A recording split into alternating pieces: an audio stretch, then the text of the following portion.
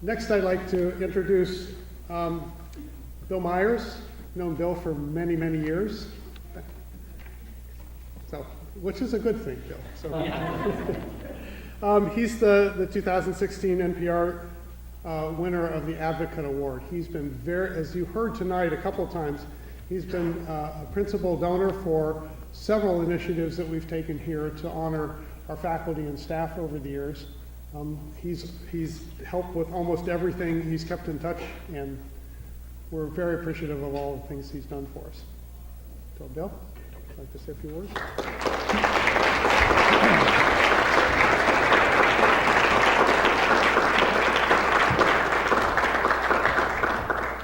So when I was, Susan Mum actually gave me some advice on what kind of a talk to put together here. So I'm going to talk a little bit my academic background here at Illinois. Also, I'll be able to sprinkle in some memories from Dr. Axford, because he was a major influence in my academic career. And also, I'll throw in a few tidbits for the students, just some things that are kind of good to remember. Yeah, Terrell, yeah. Or forget. Or forget, yeah. At least for the students, it's the people your colleagues today. It's good to when you work with them. It's good to know them. It's a lot easier today to keep in touch with people than it was back in the day when I was an undergraduate, because you have all these communication channels. Everybody's got a cell phone. You got we were lucky in the mid-'80s to have email, and then there weren't that many people that had email, so, big deal here. So, so let's see.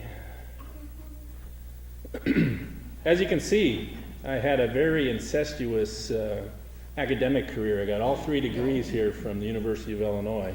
So I started as an undergraduate in the fall of 1981. I'm looking at the date today, and I'm like, wow. Okay, that was a while ago. I did all the things that normal undergraduates do. Took advantage of going to football games, basketball games. A lot of the friends I met at that time, a lot of the professors. Actually, Dr. Barclay Jones was my undergraduate advisor. And as usual with a lot of people, is when you kind of get towards the end of you're finishing up your BS, you may not really be sure what you really want to do still. So Dr. Jones asked me, hey, there's an opportunity to, if you want to go to grad school, we can make this happen. So he helped me a bit there, and here you see the offer letter. I don't know if you can read it or not, but if you look at it, I don't know what students are making these days, but I had a stipend of whatever it was, $8,000 or something, and free tuition, which was a great deal. My wife, so when you're in grad school, again, it's the people, So here's a picture from, I don't know, probably 86, 87 time frame. There's some folks in there you may know. I don't know if you know Mitch Farmer. Actually, Jeff Binder is in the background there, and his brother Tim. But my wife goes, where did you... I was a hoarder of a lot of memorabilia from when I was here at school. So, and this is just a very small fraction of what I had. So, so I made a few slides there and stuff. So, but one of the things when I was doing... So I've got some equations too. So,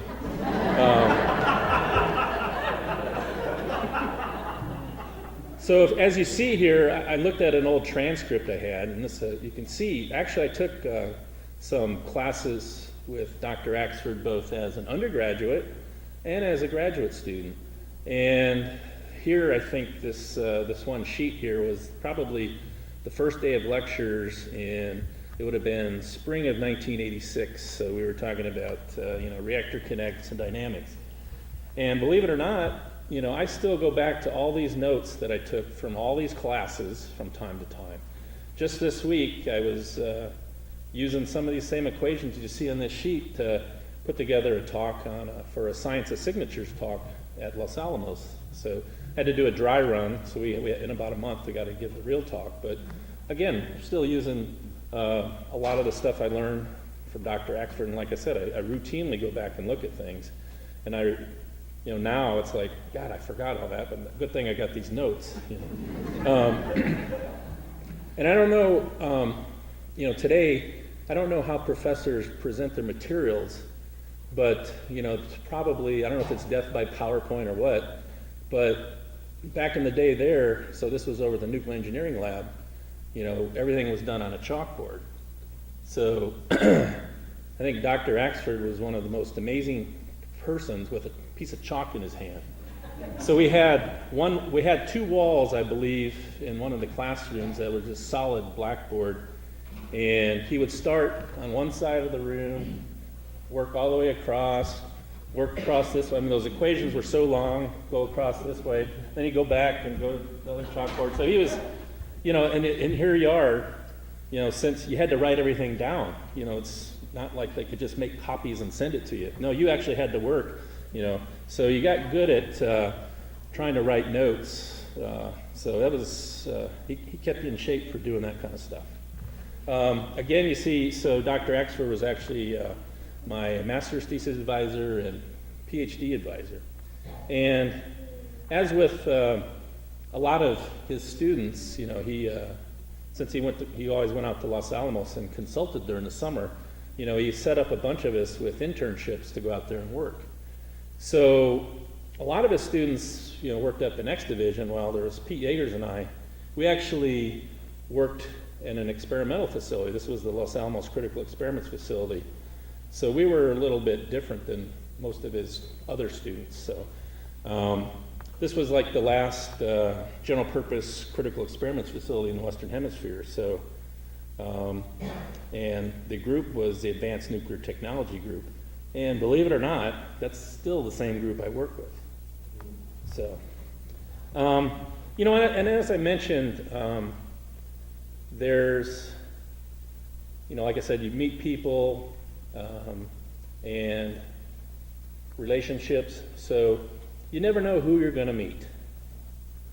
So I don't know if you know, so there I am in the background. Pete Yeagers is the tall guy with the glasses holding something up, but there might be somebody in the middle here that some of you students might be familiar with.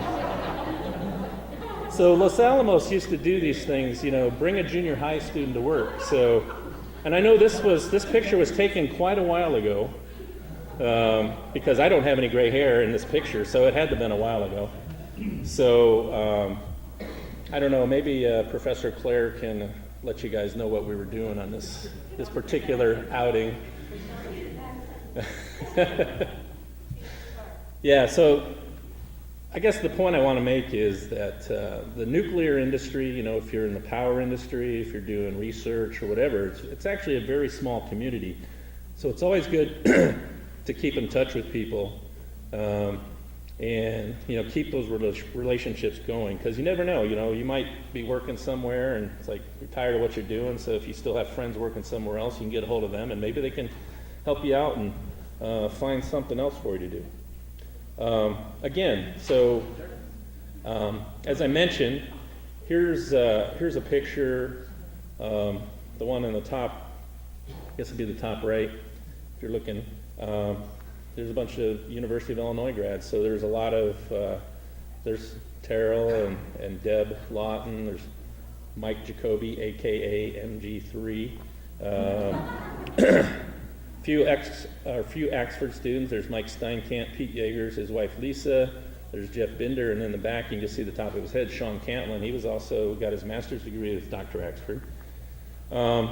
And then, like I said, I tried to go to as many alumni functions as I could, so I was able to go to the NCAA Final Four game in St. Louis, the final game. And I went there with Terrell, and Terrell was able to get me a ticket.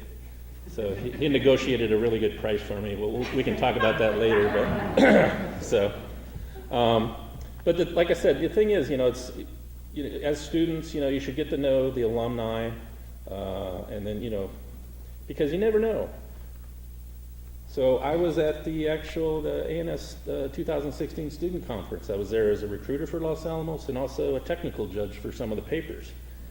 So, and one of the things, I know Illinois had a very good showing at this conference because I saw them in full force at the Essen House for one of the social functions on Thursday night. And I was sitting at the bar watching, I think in about an hour and a half, all the students there, which I knew a lot of Illinois students were there because I talked to some of them. I think they spent out the sponsors' money in about an hour and a half. And,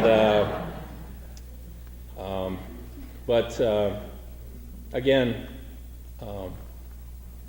Jordy McKenzie, who some of you probably know, most of you probably know, mentioned to me that the University of Illinois was rated the #1 party school. Well, after seeing that event that night, I understand why. So, again, when you get off in your career doing stuff, don't forget to give back to the university because remember where you came from. Give the students that are following you, the same opportunities you had. And like I said, you never know. You might be trying to recruit somebody to be your successor in the job you're doing now. So I guess that's the end of my talk. So.